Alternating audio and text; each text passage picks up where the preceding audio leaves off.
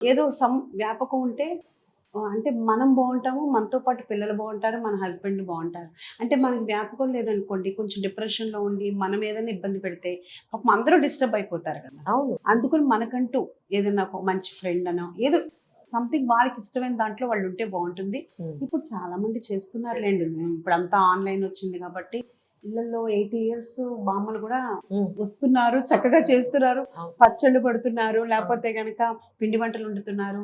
అది కూడా నిజంగా చాలా బాగా ఆవకాయ పెడుతున్నారా ఏరు hotel point of view already పెడుతూనే ఉన్నాం కదా. మీరు అంటే ఎప్పటికప్పుడు పెట్టాల్సి ఎప్పటికప్పుడు అంటే ఇప్పుడు లాస్ట్ ఇయర్ వరకు ముందు పెట్టినా కానీ మేలో మొత్తం 6 నెలలకి కలిపి పెట్టేసేదాన్ని. ఇప్పుడు ఏమనుకుంటున్నానంటే ఎప్పటికప్పుడు మామిడికాయలు వస్తూనే ఉన్నాయి. లాస్ట్‌కి జూన్ వరకు వస్తాయి. తర్వాత పునాస మామిడికాయలు వస్తున్నాయి. ఏదైనా ఫ్రెష్‌గా పడితే ఇంకా బాగుంటుంది కాబట్టి ఇప్పుడు నేను ఒక 2 మంత్స్ నుంచి ప్రతి వీక్ పడుతున్నాను. ఎవ్రీ వీక్ మామిడికాయలు విజయవాడ నుంచి తీసుకొచ్చి పడుతున్నాను. ఇంకా అదే అలాగే చేద్దాం కంటిన్యూ అనుకుంటున్నాను. అంటే ఫ్రెష్ అది కూడా ఫ్రెష్ గా ఉంటుంది కదా. అవును. నిన్న నాగేశ్వరి గారి మూవీ రిలీజ్ అయినట్టు మీరు వెళ్ళారు. నేను కాల్ చేసినప్పుడు థియేటర్ లోనే ఉన్నారు. చాలా బాగుంది. అంటే నేను ఎప్పుడు జెన్యూన్ గానే ఇస్తానని అందరికీ తెలుసు కదా. నాకైతే చాలా బాగున్నాడు, చాలా బాగుంది తనకి. అలాగే మా ఫ్రెండ్స్ వీళ్ళందరూ కూడా చాలా బాగుంది ఉషా అని చెప్పేసి అందరూ దాన్ని బాగా మంచి హిట్ అయితే బాగుండు అని చెప్పి అందరూ ఎమోషన్ అయ్యారు బాగాను. చాలా బాగా అనిపించింది. శౌర్య యాక్టింగ్ కానీ మిగతా అందరూ కానీ మొత్తం అంతా బాగుంది. సిస్టర్ గా వాళ్ళిద్దరు కూడా చాలా బాగా సూట్ అయ్యారు. అదే అక్క తమ్ముళ్ళలాగా అనమాట. శ్రీదేవి గారును శౌర్య కూడా బాగుంది, చాలా బాగుంది. ఒక సిస్టర్ సెంటిమెంట్. అంటే రొటీన్ స్టోరీ అయినా కానీ కొంచెం ఎమోషనల్ పర్సన్స్ బాగానే కనెక్ట్ అవుతారు ఫ్యామిలీ వాళ్ళంతా. ఎప్పుడు కలిసే అవకాశం ఉంటుంది మీరంతా? ఏదైనా పండగలకి అలా కలుస్తూ ఉంటారా, లేకపోతే రెగ్యులర్ మీ బిజీగా ఉంది? యాక్చువల్ గా చెప్పాలంటే పండగలకి అస్సలు అవ్వట్లేదు. లాస్ట్ వరకు కొంచెం పాపం. అంటే పండగలకి నేను రెస్టారెంట్ కి రావాల్సిందే కదా. సో అందుకు ఏదైనా ఈవినింగ్ టైం కొంచెం అలా వెళ్ళినప్పుడు నేనే వెళ్తాం అట్లా చేస్తున్నా. పాపం నేను ఇంటికి పిలిచి పండగకి సెలబ్రేట్ చేసేది ప్రస్తుతానికైతే లేదు. అలాగే అయిపోయింది. అంటే ఉగాదికి కూడా ఏంటంటే మన స్పెషల్ ఉగాది తెలుగు భోజనం అని పెడతాము. ఆ పొద్దున్నే 4ంటికే వచ్చి అవన్నీ చేయటము, తర్వాత అవన్నీ వచ్చిన వాళ్ళందరితోటి మాట్లాడటం తోటి నాకు యాక్చువల్ గా చెప్పాలంటే కొంచెం నేను నా పర్సనల్ నా పిల్లల్ని మిస్ అవుతున్నాను. కొంచెం అది మనవరాళ్ళని పిల్లల్ని మిస్ అవుతున్నాను. ఇందాక వచ్చినప్పుడు ఒక ఫ్రేమ్ చూసాను, ఆవు దూడ. అది ఎక్కడ ఎందుకు పెట్టారు, ఎక్కడ కొన్నారు అసలు? అంటే నాకు అక్కడ ఆ ప్లేస్ లో ఒక మంచిది ఏదైనా కానీ పెట్టాలి, ఏం పెట్టాలి అనేది నాకు ఐడియా రాలేదు. కానీ బాగుండేటట్లు పెట్టాలి. అంటే రాగానే ఒక పాజిటివ్ వైబ్ ఉండాలి అని అనుకున్నప్పుడు ఇట్లా కృష్ణానగర్ లోనే అక్కడ పెయింట్ షాప్ ఉంది. అలా వెళ్తున్నప్పుడు అక్కడ ఆగాను. ఆగినప్పుడు నాకు ఇది చూస్తే నాకు ఎందుకునో ఈ ప్లేస్ కి అది కరెక్ట్ యాప్ట్ అనిపించింది. అందుకు నేను ఎంటర్ అవ్వగానే నేను గోమాత దండం పెట్టుకుని లోపలికి వస్తాను. వచ్చి చాలా మంది అడిగారు కదా, ప్రతిరోజు గృహప్రవేశం చేసి అది చాలా నేను ఎంతగానో అదే ఏం పెట్టాలి అని ఎంతో అనుకుంటే అలా భగవంతుడు అట్లా ఇచ్చేసాడు అనమాట, ఒక పాజిటివ్ గాను. ఈవెన్ ఫోటో ఫ్రేమ్స్ కూడా భలే కాంబినేషన్స్ భలే పెట్టారు. జయప్రద జయసుధ్ గారు, బాలకృష్ణ గారు కాంబినేషన్స్ పెట్టారు. అంటే మనం మాదాపూర్ లో మామూలుగా అసలు గబాల ఏంటంటే అసలు ఎక్కువ ఆలోచించలే, టక్మని పెట్టేసాం అవి. కానీ నాకు అనిపించింది సేమ్ అవి ఎక్కడైనా అంతా పెడతారు కదా, కొంచెం డిఫరెంట్ గా పెట్టాలి అని ఆ ఫొటోస్ కోసం నిజంగా చెప్పాలంటే ఒక 1 month 1.5 months అంటే మెనూ కూడా అంత ఆలోచించలేదు దానికోసం. అంటే మంచి కాంబినేషన్ తోటి అట్లాగా, అంటే కాంబినేషన్స్ ఏంటంటే మళ్ళీ ఒక కాంబినేషన్ మళ్ళీ ఇంకో దాంట్లో ఉండకూడదు కదా, అట్లా మనం ఎత్తుకి పెట్టాం అనమాట. చాలా ఎంజాయ్ చేస్తారు అక్కడికి వచ్చి ఫొటోస్ తీసుకుంటారు అందరూ. చాలా బాగుంది యాక్చువల్లీ. అవునా, హోటల్ ఇండస్ట్రీలోకి మీరు రావాలనుకున్నప్పుడు మీరు అన్నట్టు, ఇందాక మనం అనుకున్నట్టు చాలా ఫుడ్ కోర్ట్స్ ఉన్నాయి. మనకంటూ మన ఐడెంటిటీ లేదా ఇక్కడికే వచ్చి ఎందుకు తినాలి, ఇన్ని ఉన్నాయి కదా అన్న పాయింట్ లో మీరు యూనిక్ గా ఎలా ఉండాలనుకున్నారు? అంటే యాక్చువల్ గా చెప్పాలి అంటే మనకి కాకతీయ మెస్ ఉంటుంది అమీర్పేటలో, అది చాలా బాగుంటుంది.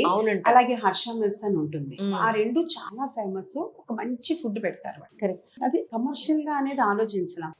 నేను ఎంతసేపటికి ఏంటంటే ఒక మంచి భోజనం, ఇంటి భోజనం తాళీ లేక పెడదాము అని అనుకున్నాను. అంటే ఫస్ట్ క్లౌడ్ కిచెన్ అనుకున్నాము. అనుకోకుండా అది రెస్టారెంట్ గా రూపాంతరం చెందింది. చెందినప్పుడు ఏంటంటే నేను తాళి అని స్టార్ట్ చేశాను. ఓకే. ఆ తాళి స్టార్ట్ చేసేటప్పుడు ఇంట్లో ఎప్పుడు నేను కుక్కర్ తోటి పలావ్స్ చేస్తాను. ఆ కుక్కర్ పలావ్ ది కూడా పెడదాము. ఇదిను అది అంటే ఇంట్లో వండుకున్నట్టు ఎవరికి ఒకరు అంటే అప్పటికప్పుడు వేడివేడిగా ఎవరి తింటే food వాళ్ళకే. బాగుంటుంది కదా అని అది ఇది రెండు మెయిన్ అనుకున్నాను. ఓకే కానీ దీంతో పాటు అన్నీ ఉండాలి. అంటే సౌత్ ఇండియన్ ఉండాలి, ఇండియన్ ఉండాలి, చైనీస్ ఉండాలి, తండూరి ఉండాలి, అన్ని కలిపి పెట్టాం. ఒక 1 month వరకు ఓన్లీ తాళీనే జరిగింది. అంటే తాళీ జరిగింది. ఈ మధ్య మధ్యలో ఈ కొన్ని వెళ్తూ ఉండే ఐటమ్స్ అప్పుడప్పుడు కుక్కర్లు వచ్చాయి.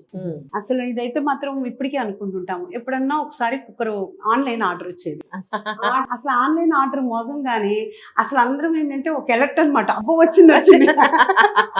అసలు మాకు ఇప్పుడు తలుచుకుంటే భలే నవ్వు అనిపిస్తుంటది.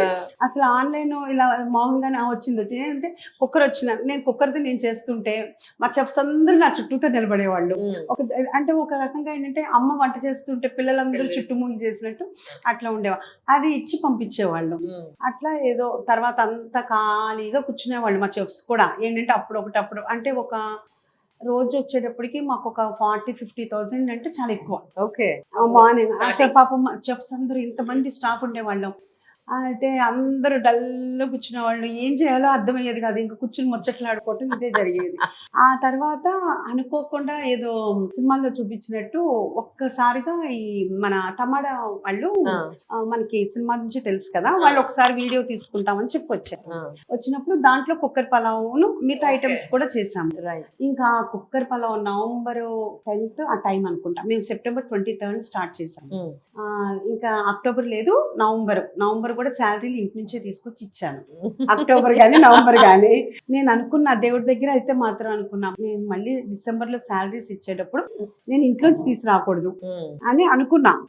అసలు November 10th 11th ఇంకా అసలు ఒక్కసారిగా ఈవినింగ్ స్టార్ట్ అయింది.